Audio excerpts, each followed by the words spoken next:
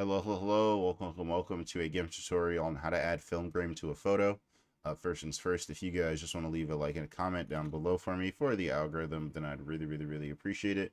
And the next thing that you're going to want to go ahead and do is just go ahead and go to your filters in the top left corner of your screen.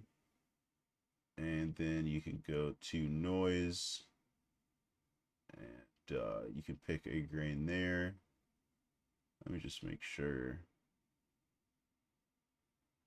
I guess artistic could work too for some of them, but